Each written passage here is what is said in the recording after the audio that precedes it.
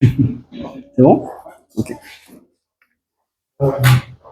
L'enfant avec moi, il s'occupe des enfants.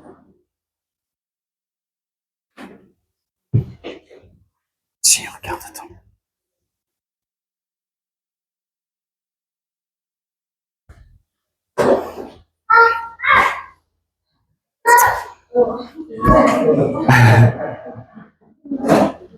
J'espère que vous allez bien.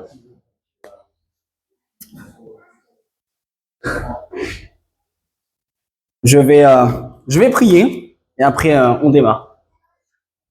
Seigneur, merci. Et comme on l'a chanté, Seigneur, à toi la gloire, à toi l'honneur, Seigneur, parce que effectivement tu es l'agneau de Dieu qui est venu mourir pour nous, Seigneur. Et tu es ressuscité. Nous voulons, Seigneur, ce matin te glorifier et aussi t'écouter, Seigneur, écouter ce que tu veux nous dire au travers de ta parole. Et Seigneur, je veux m'humilier devant toi en te demandant, Seigneur, que ce soit pas moi qui parle, mais toi, Seigneur, que ce soit toi qui nous enseigne par ton esprit et que nous soyons attentifs à ta parole afin de croître, Seigneur, dans ta grâce, dans ton amour et que ton Esprit Saint, Seigneur, vienne et nous remplisse davantage. Au nom de Jésus-Christ. Amen. Alors, vous l'avez deviné, on va continuer et terminer, enfin, j'espère, parce que c'est long. On va essayer de terminer l'épître de Jacques. Alors, j'ai appelé ça désir, patience et fraternité. En fait, le dernier chapitre qu'on va regarder ensemble, il est assez dense. Il parle de plusieurs choses. J'ai essayé de condenser. Mais avant de commencer, il faut se remettre un petit peu dans le contexte. Donc la dernière fois, on avait parlé du chapitre 4, forcément. Et le chapitre 4, en fait, c'est une série de mises en garde contre les pratiques du monde. Et en fait, le chapitre 5, il suit le même principe. Et ensuite, il termine par une conclusion. Alors, le premier point de ce chapitre 5, c'est la suite des mises en garde présentes dans le chapitre 4. Donc, dans le chapitre 4, on a vu que Jacques nous mettait en garde contre l'égocentrisme, contre l'amour du monde, contre l'orgueil, contre la calomnie et contre la prétention. Faire les choses sans Dieu. Et maintenant, Jacques va nous parler du danger des richesses.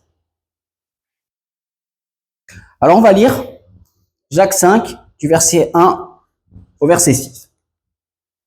À vous maintenant, les riches, pleurez et gémissez à cause des malheurs qui viendront sur vous. Vos richesses sont pourries et vos vêtements sont rongés par les mites. Votre or et votre argent sont rouillés et leur rouille s'élèvera en témoignage contre vous et dévorera votre chair comme un feu. Vous avez amassé des trésors dans les derniers jours. Le salaire des ouvriers qui ont moissonné vos champs et dont vous les avez frustrés crie, et les cris des moissonneurs sont parvenus jusqu'aux oreilles du Seigneur de l'univers. Vous avez vécu sur la terre, dans les plaisirs et dans le luxe. Vous avez amassé votre cœur comme le jour. Vous avez rassasié votre cœur comme le jour de la boucherie. Vous avez condamné, tué le juste, sans qu'il vous résiste. Alors, pour comprendre ce texte, il faut absolument le mettre à la lumière, premièrement, de l'épître générale, et aussi à la lumière de la parole entière, de l'entièreté de la parole de Dieu. En fait, Jacques est en train de parler. En fait, il développe ce qu'il a déjà introduit.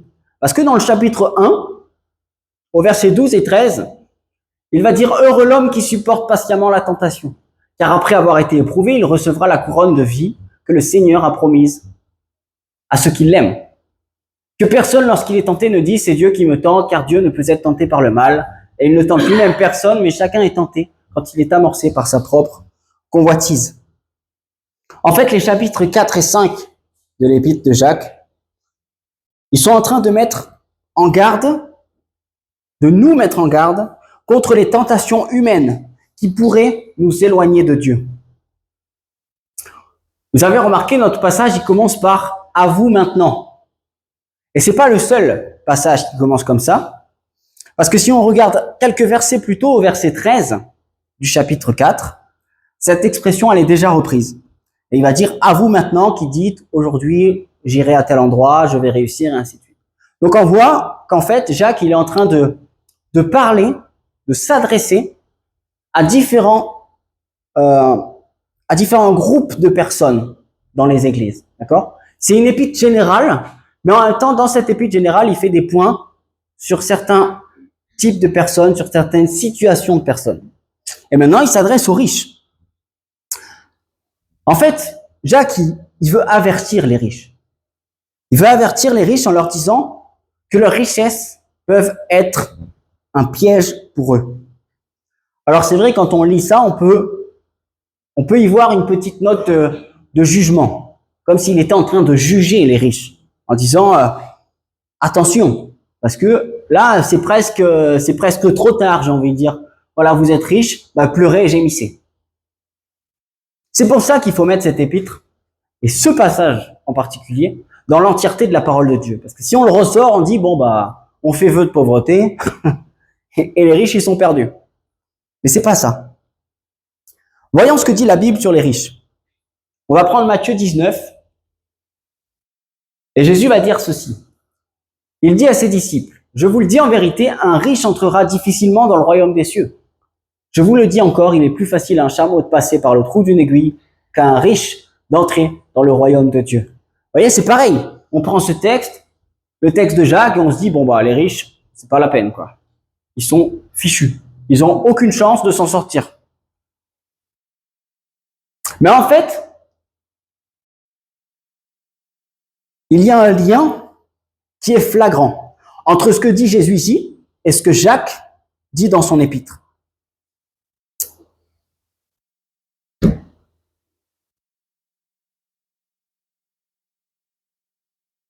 C'est avec celui-là.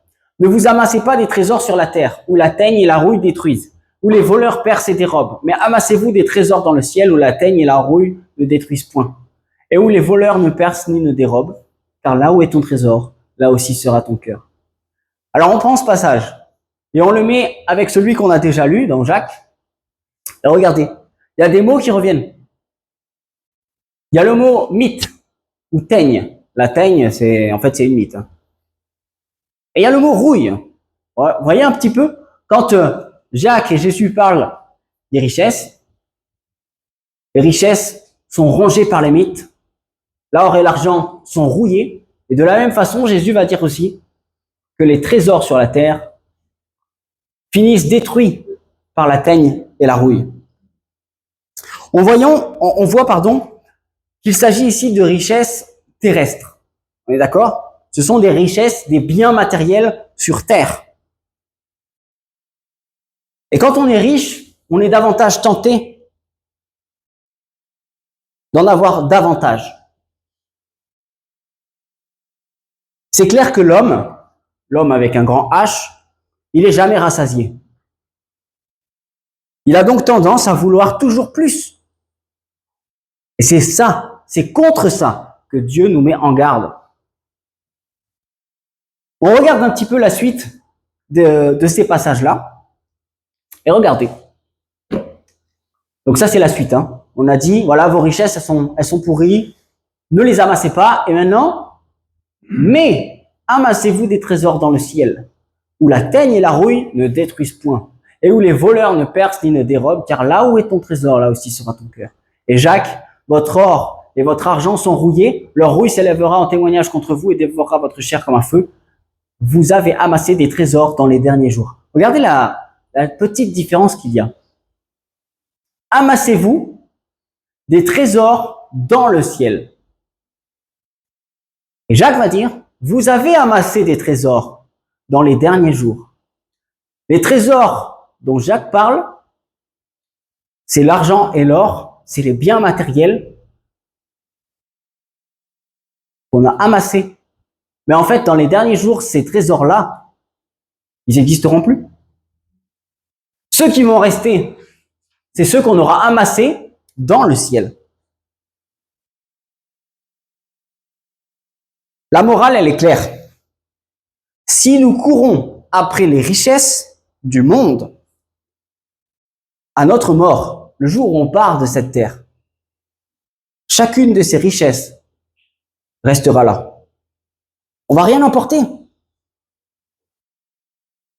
Et pire que ça, ces richesses vont s'élever en témoignage en notre défaveur devant Dieu. Vous voyez, c'est là.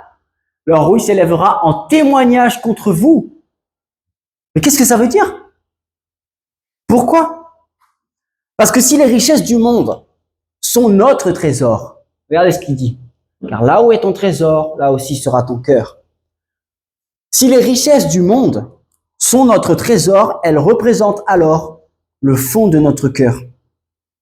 Et si notre cœur est attaché aux richesses terrestres, notre cœur ne peut pas s'attacher à Dieu. Jésus va dire ceci, on ne peut pas servir Dieu et mammon. Voilà pourquoi c'est difficile pour le riche d'entrer dans le royaume des cieux. Car le riche a un choix à faire. Courir après les trésors du monde ou s'amasser des trésors dans le ciel. Alors le Seigneur, il nous dit, amassez-vous des trésors dans le ciel. Mais comment faire? Comment faire pour ne pas porter ses désirs, les désirs de son cœur vers les richesses terrestres, mais plutôt amasser des trésors dans le ciel? Est-ce qu'il y a une technique? En fait, c'est très simple. Tout vient de notre cœur. Là où est ton trésor, là sera ton cœur. Tout vient de là. Vous voulez savoir si vous amassez les bonnes ou les mauvaises richesses? Alors, sondez votre cœur. Regardez ce à quoi votre cœur s'attache. Vraiment. Ce que votre cœur recherche le plus. En fait, il y a une question. Qu'est-ce que votre cœur désire plus que tout? Posez-vous cette question. Est-ce que c'est l'argent? Est-ce que c'est les biens terrestres, la belle voiture, la belle maison, ou la reconnaissance peut-être, dans mon travail, dans ma famille, peut-être la gloire, parce qu'il y en a qui aiment la gloire. Ou bien, est-ce que votre désir, le désir de votre cœur, c'est Jésus-Christ? Jacques juge les chrétiens qui recherchent les richesses du monde par tous les moyens, quitte même à maltraiter leurs ouvriers. Vous l'avez vu, c'était écrit, on va essayer de le trouver. Il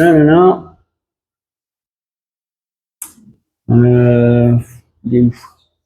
Voilà. Vous avez amassé des trésors, hein, le salaire des ouvriers qui ont moissonné vos champs et dont vous les avez frustrés, crie. Ça veut dire qu'il y en a, pour s'enrichir, mais ils sont prêts à tout. Ils sont prêts à faire du mal. C'est pour ça. C'est pour ça qu'on ne peut pas croire, et là je vais aborder un sujet, on ne peut pas croire à l'évangile de prospérité. Alors l'évangile de prospérité, c'est quoi? Je ne sais pas si vous connaissez la Révolution. Bon, c'est un blog qui a été développé par Institut de Genève, de Biblique de Genève. Vous êtes hors ligne. Ah oui, d'accord. Est-ce que... Ah, il n'est pas là. Quelqu'un peut cliquer sur ignorer, s'il vous plaît.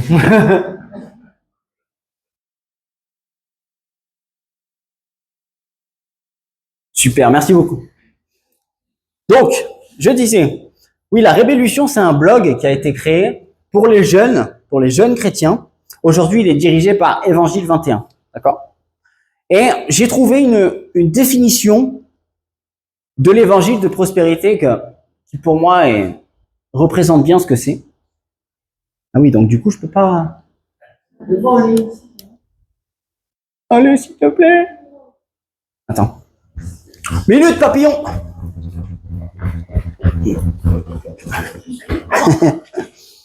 J'adore. Alors, pourquoi il veut plus?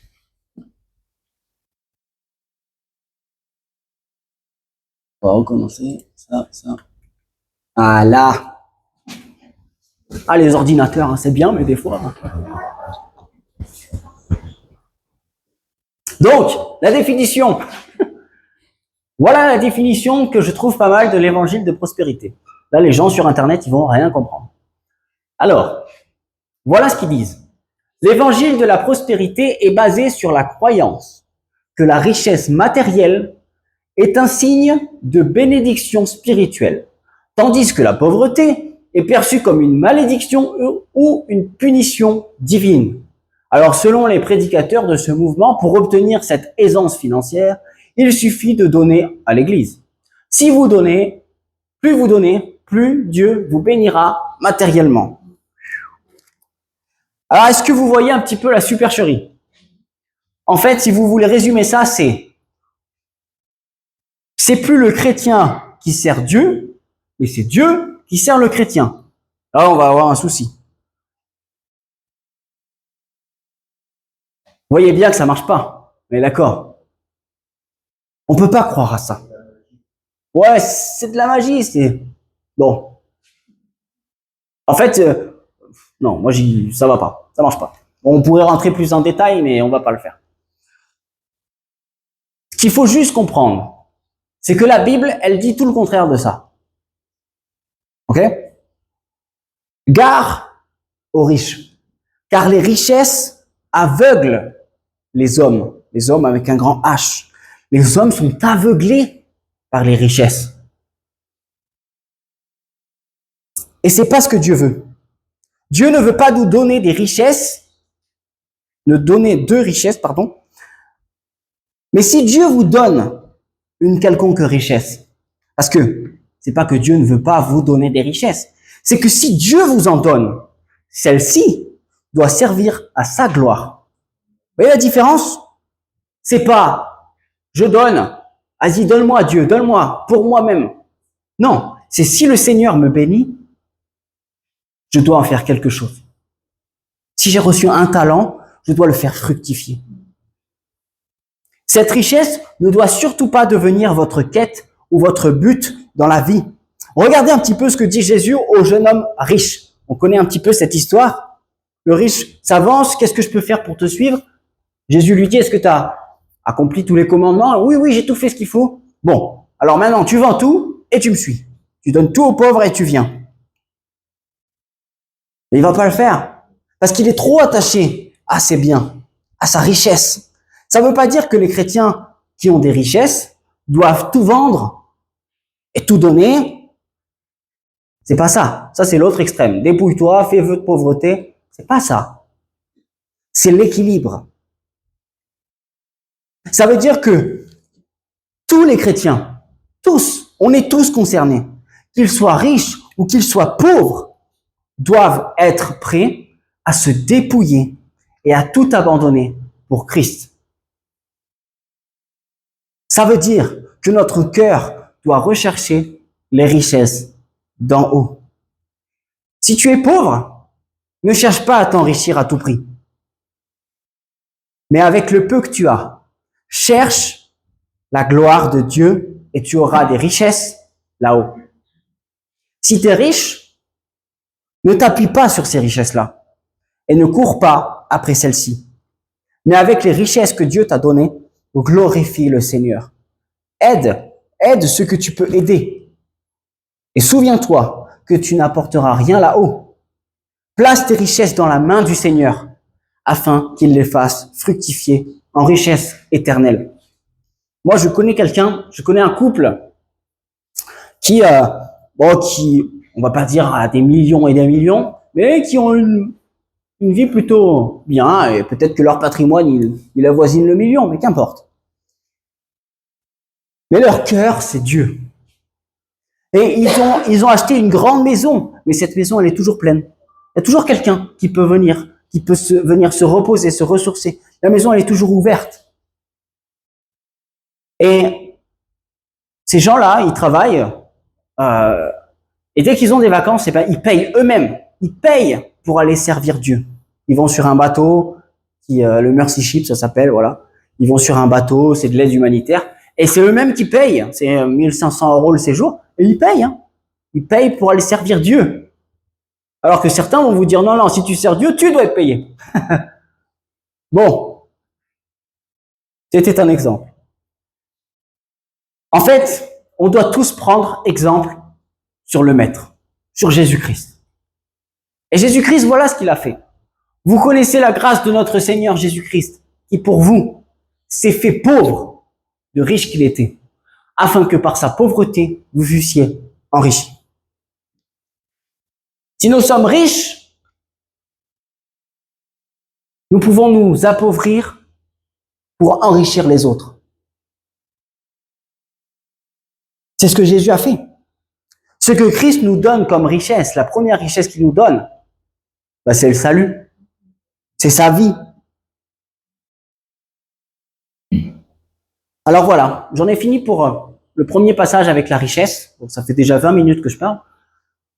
On va passer au deuxième point.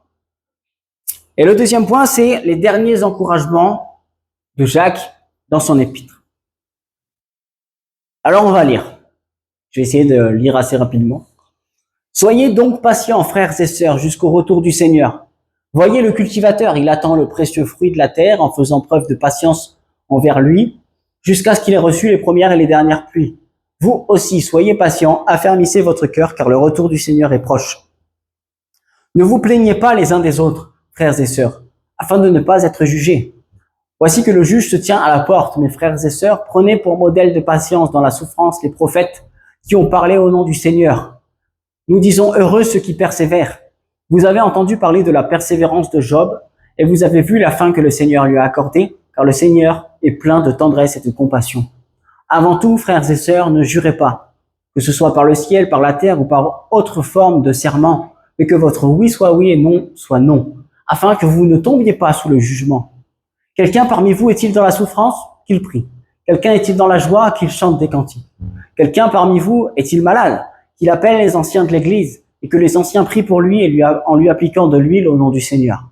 La prière de la foi sauvera le malade, et le Seigneur le relèvera. S'il a commis des péchés, le pardon lui sera accordé. Avouez-vous donc vos fautes les uns les autres, et priez les uns pour les autres, afin d'être guéris. La prière du juste agit avec une grande force. Élie était un homme de la même nature que nous. Il a prié avec insistance pour qu'il ne pleuve pas, et il n'est pas tombé de pluie sur la terre pendant 3 ans et 6 mois. Puis, il a de nouveau prié et le ciel a donné de la pluie et la terre a produit son fruit. Mes frères et sœurs, si quelqu'un parmi vous s'est égaré loin de la vérité et qu'un autre l'y ramène, sachez que celui qui ramènera un pécheur de la vie, ou s'il s'était égaré, sauvera une âme de la mort et couvrira une foule de péchés. On va essayer de finir. Quand même, il y a pas mal de choses. Alors, ces encouragements, je sais pas ce que vous en pensez, mais quand même, c'est plutôt clair, c'est plutôt précis. Il n'y a pas vraiment d'ambiguïté. Pourtant, on doit apprendre à les mettre en pratique pour notre sanctification et pour l'avancement de l'Église. Alors, il y a 2 vérités qui ressortent de ce passage. La première vérité, c'est que le Seigneur revient. Il faut donc être patient et persévérant. Et la deuxième, c'est de ne pas avoir de querelle parmi nous, mais au contraire, de nous exhorter les uns les autres et de prier les uns pour les autres. Le premier point, du coup, c'est la patience et la persévérance. Voyons ce que Jacques dit sur cela.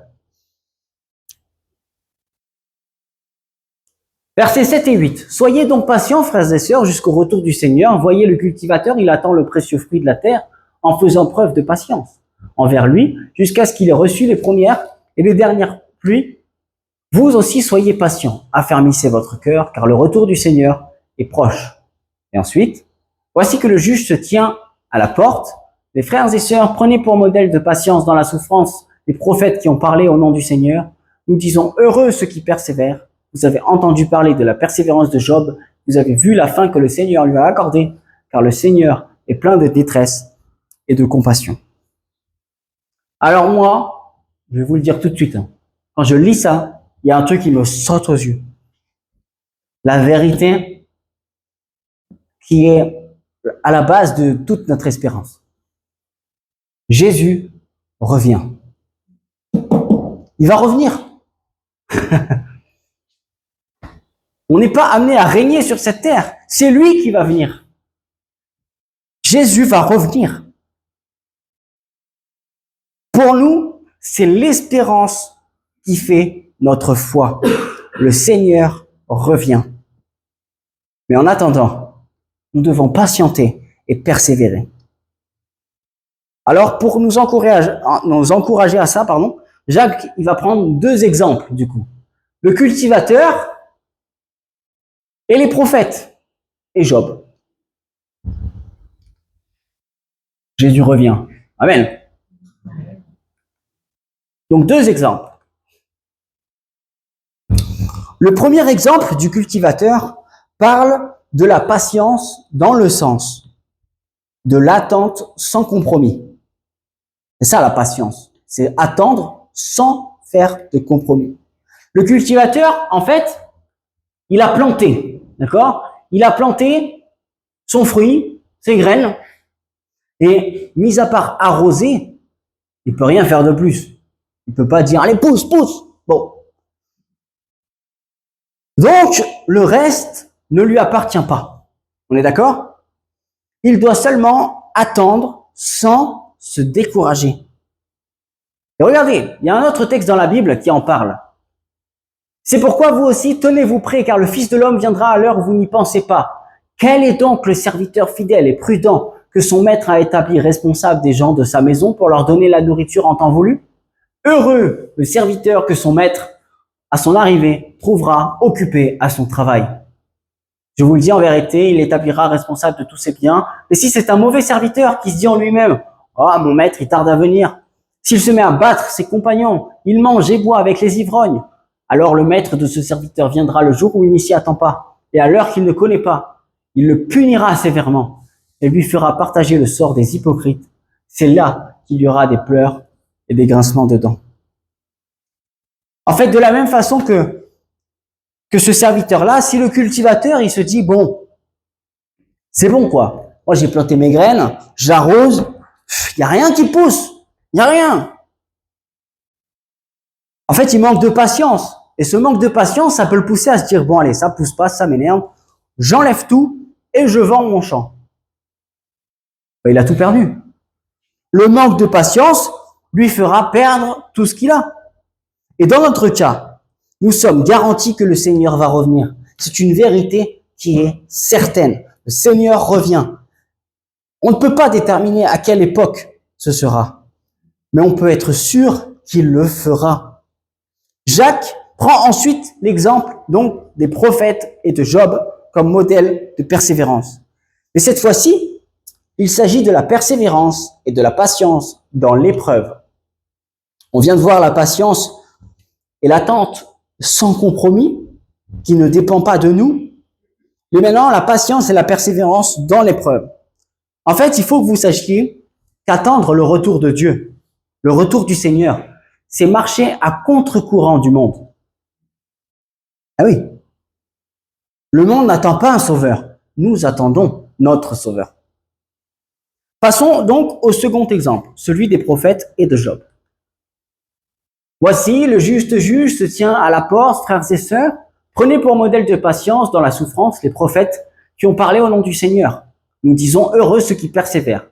Vous avez entendu parler de la persévérance de Job. Vous avez vu la fin que le Seigneur lui a accordée, car le Seigneur est plein de tendresse et de compassion. Mais alors, pourquoi prendre cet exemple des prophètes et de Job? En fait, il s'agit ici de la persévérance dans l'épreuve. Et comme vous le savez, les prophètes, ils ont très souvent été maltraités, enfermés, et même parfois tués pour les paroles que Dieu leur demandait de dire. Rappelez-vous Jésus qui arrive devant Jérusalem sur son petit ânon et qui dit « Jérusalem qui tue les prophètes ». Jérémie, plusieurs fois mis en prison. Élie, pourchassé par Jézabel. Zacharie, assassiné entre le temple et l'autel. La liste est longue et on pourrait en donner plein. Tous ceux-là n'ont jamais renoncé à annoncer la parole de Dieu. Ils sont donc des exemples de persévérance. Et pour Job, en fait, c'est un peu la même chose. C'est pas la persécution, mais c'est la maladie, c'est la douleur. Il n'a jamais abandonné sa fidélité à l'Éternel, même malgré la mort de ses fils. Et même malgré la douleur de sa maladie. En fait, dans tout ça, ce qui doit nous encourager à patienter et à persévérer, c'est que le juge se tient à la porte. Le Seigneur revient. On passe maintenant à notre troisième partie, la vraie fraternité. J'ai appelé ça comme ça. Voilà ce qui est dit dans le texte. Alors vous remarquerez qu'il y a un petit bout du texte que j'ai pas, j'aurais trop à dire, donc du coup je l'ai pas, voilà, j'ai pas pris. C'était que votre oui soit oui, que votre non soit non. Ne jurez pas ceci, cela. Bon, on n'en parlera pas aujourd'hui, peut-être un jour on en parlera, mais il y avait tellement de choses à dire que voilà. Donc on repart au verset 9. Ne vous plaignez pas les uns des autres, frères et sœurs, afin de ne pas être jugés. Quelqu'un parmi vous est-il dans la souffrance? Qu'il prie. Quelqu'un est-il dans la joie? Qu'il chante. Quelqu'un parmi vous est-il malade? Qu'il appelle les anciens de l'Église et que les anciens prient pour lui en lui appliquant de l'huile au nom du Seigneur. La prière de la foi sauvera le malade et le Seigneur le relèvera. S'il a commis des péchés, le pardon lui sera accordé. Car le Seigneur est plein de tendresse. Il est où lui? Je l'ai pas mis. Car le Seigneur est plein de tendresse et de compassion. Mais non, j'en suis pas là. Ouais, c'est ça. Avouez-vous donc vos fautes les uns aux autres. Priez les uns pour les autres, afin d'être guéris. La prière du juste a une grande efficace. Élie était un homme de la même nature que nous. Il a prié avec insistance pour qu'il ne pleuve pas, et il n'est pas tombé de pluie sur la terre pendant 3 ans et 6 mois. Il a de nouveau prié, le ciel a donné de la pluie, et la terre a produit son fruit. Frères et sœurs, si quelqu'un parmi vous s'est égaré loin de la vérité, qu'un autre l'y ramène. Sachez que celui qui ramènera un pécheur de la voie où il s'était égaré sauvera une âme de la mort et couvrira une foule de péchés. Alors, comme on l'a vu dans les chapitres précédents de l'Épître, Jacques, il exhorte les chrétiens à ne pas se juger entre eux. Ouais, plusieurs fois dans l'Épître, il va dire, voilà, n'ayez pas de querelle entre vous, ne vous jugez pas entre vous. Mais en fait, là, il va pas s'arrêter ça. Il va pas s'arrêter là. C'est sûr, on ne doit pas se juger les uns les autres. Se juger les uns les autres, ça crée des disputes, de l'animosité. Et en fait, tout ça, à la fin, ça détruit l'Église. Combien d'entre nous, on connaît des églises qui avaient une vie parfaite, et qui un beau jour, pour des questions, je ne sais lesquelles d'ailleurs, doctrinales ou parfois humaines, les églises se divisent. Et parfois même se séparent et ferment. Ça ne doit pas en être ainsi. On le sait, mais c'est dur à appliquer. Jacques, en fait, nous montre ce que le Seigneur attend de nous dans nos relations entre frères et sœurs. C'est pas juste qu'il ne faut pas se juger. C'est qu'il faut s'exhorter les uns les autres. S'édifier les uns les autres. Vous voyez, on passe à un niveau supérieur. On ne se juge pas. Vous savez, c'est un petit peu, bon, lui, je l'aime pas, je lui parle pas. Tu vois? Je lui parle pas et voilà, et on peut vivre des années comme ça, sans se parler, sans croiser le regard. Alors vous allez dire, ouais, mais moi, je le juge pas, je lui fais pas de mal. Mais non, mais le Seigneur, il nous pousse à plus que ça. Il nous dit, exhortez-vous les uns les autres, édifiez-vous les uns les autres. C'est différent quand même. Et il y a un terme qui revient plus que les autres dans ce passage. C'est la prière. Vous avez remarqué? Priez les uns pour les autres. Prière du juste. Il y a le mot prière un peu partout. Donc je les ai regroupés. Et les voici. On doit prier pour la souffrance des autres. Prier pour la guérison des autres. Prier avec foi et même pour les autres. Prier et se pardonner les uns les autres. Pardonnez-nous aujourd'hui comme nous pardonnant à ceux qui nous ont offensés. Et ensuite, prier avec instance, avec persévérance. Ça, c'est un énorme challenge. Parce qu'on est tous humains. Est-ce qu'on est prêt à partir d'aujourd'hui, là, ce dimanche matin, à partir de maintenant, tout de suite, à nous confesser, chacun, nos fautes, les choses qu'on a fait à l'autre, les uns les autres? Et est-ce qu'on est prêt à se pardonner? Et ensuite, à prier. Prier pour mon frère, prier pour ma sœur, prier pour qu'il guérisse, prier pour qu'il soit restauré, que le Seigneur le conduise dans sa vie. Prier en demandant à Dieu de faire du bien à l'autre et pas juste à moi-même. C'est difficile, hein? Sondez un petit peu vos prières. Je me parle à moi-même. Hein. Sondons nos prières. Et on fait peut-être un ratio, un pourcentage. Combien de pourcentage on prie pour nous-mêmes? Et combien de pourcents on prie pour les autres? Personnellement, c'est 2% pour les autres et le reste pour moi. Mais ça doit changer. Est-ce qu'on est prêt à ça? Est-ce qu'on est même prêt à nous réjouir quand les autres réussissent ou qui sont dans la joie? Jacques, il va aller encore plus loin dans la dernière phrase de son épître. Voilà la dernière phrase de Jacques, de l'épître de Jacques. Frères et sœurs, si quelqu'un parmi vous s'est égaré loin de la vérité et qu'un autre l'y ramène, sachez que celui qui ramènera un pécheur de la voie où il s'était égaré sauvera une âme de la mort, couvrira une foule de péchés. Alors, parenthèse, il ne s'agit pas ici de chercher la moindre petite faille chez mon frère ou ma sœur et venir la voir en disant « Eh oh, t'as fait quelque chose de pas bien. » C'est pas ça. Hein. On va pas chercher les vers du nez, d'accord? C'est pas ce dont il est parlé. Il s'agit ici de prendre soin les uns des autres, avec amour, avec humilité, à s'encourager ensemble, à aller devant Dieu pour se laisser façonner par lui. On est tous différents. Et d'ailleurs, dans l'église, vous verrez, c'est le seul endroit où il y a autant de gens réunis qui viennent d'horizons différents. Dans la vie sans Christ, on ne se serait pas forcément rencontrés. Vous voyez? On est tous différents. Mais c'est ça, c'est notre différence, nos différences qui doit être notre force. Si Jacques écrit ces mots, c'est parce qu'il sait que dans toutes les générations, dans toutes les églises, la fraternité, c'est un défi permanent. Parfois, ça fait mal d'être repris par quelqu'un. Mais quand on l'accepte, ça nous fait grandir. Je vais vous prendre un petit exemple et après, je conclue. On a fait une réunion, c'était peut-être l'année dernière ou en début d'année, je me souviens pas, avec tous les prédicateurs de cette église. Et j'ai vraiment aimé. Pourquoi? Parce qu'à un moment donné, on s'est dit, allez, chacun, on s'avoue nos qualités et nos défauts. Allons-y. Parce qu'on a tous une manière différente de prêcher, vous voyez, on n'est pas codifié, voilà.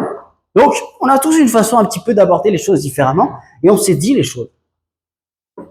Et moi, on m'a dit, écoute, t'as tendance à pas écrire, à pas prendre de notes, et du coup, bon, ça joue pas en ta faveur, parce que bah, tu t'y perds un peu. Ah, du coup, depuis, j'écris des romans. Mais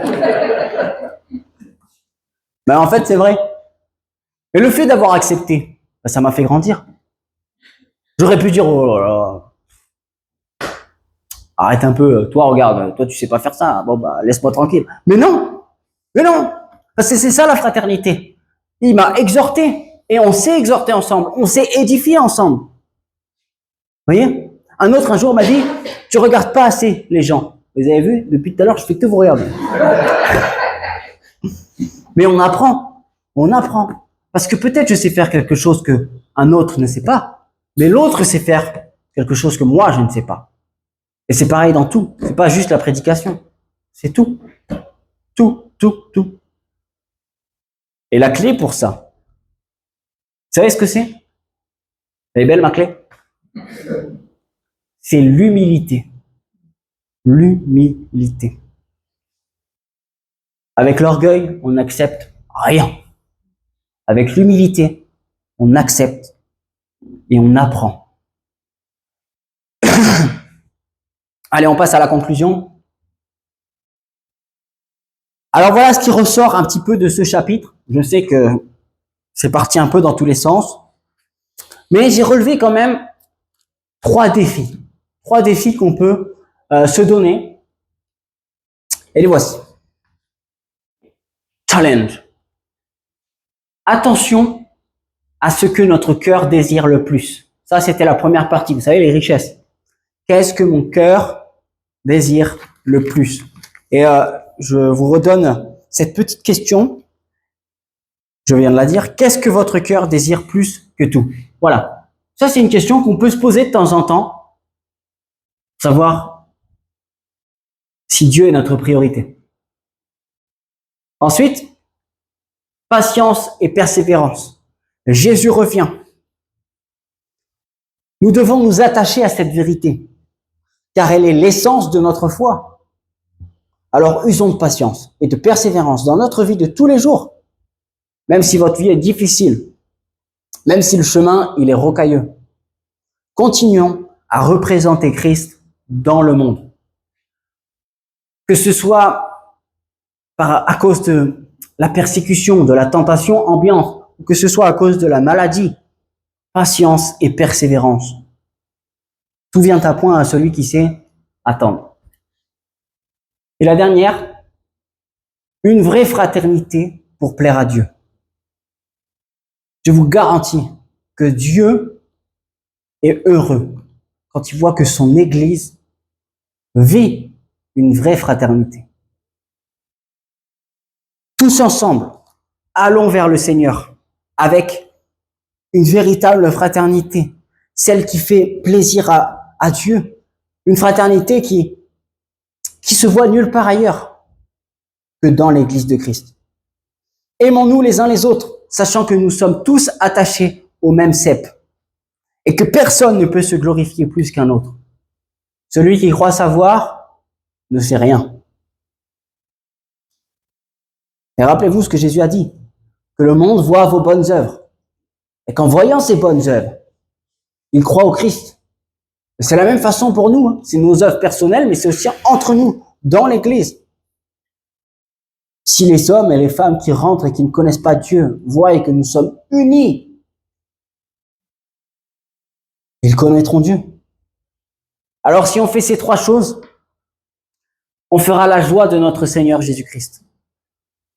Parce qu'il est mort pour ça.